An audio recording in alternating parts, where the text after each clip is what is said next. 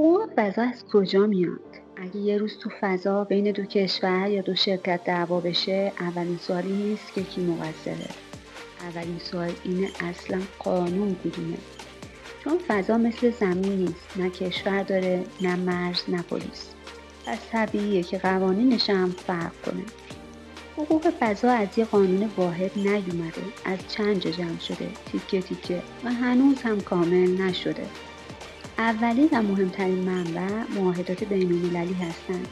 کشورها نشستن دور هم و گفتن حداقل روی یه سری اصول توافق کنیم. مثلا اینکه فضا مال همه است یا اینکه کسی حق نداره فضا رو نظامی کنه. این معاهدات استخوان‌بندی حقوق فضا رو ساختن، ولی مشکل اینه که خیلی هاشون مال ده‌ها پیشن. برای زمانی که نه شرکت خصوصی تو فضا بود، نه هوش مصنوعی تصمیم می‌گرفت.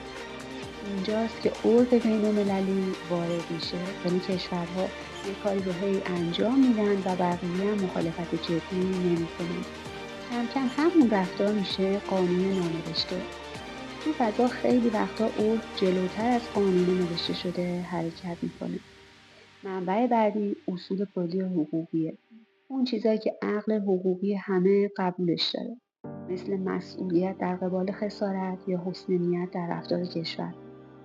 حتی تو فضا هم اگه خسارت بزنی نمیتونی بگی قانون نبود پس مسئول نیستی. بعد میرسیم به قطعنامه‌های سازمان ملل. اینا الزام آور نیستن، ولی مسیر رو نشون میدن، مثل تابلوی راهنمایی توی جاده. و آخرش شاید عجیبترین منبع نظر حقوقدانان و پژوهشگرهاست. خیلی از قواعد حقوق فضا اول تو مقاله ها و کتاب ها شکل گرفتن، بعدن شدن قانون رسمی.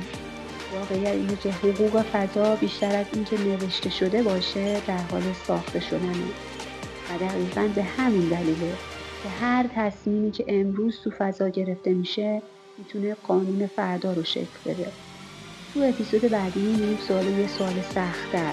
وقتی تو فضا خسارت ایجاد میشه دقیقاً کی باید پاسخگو باشه؟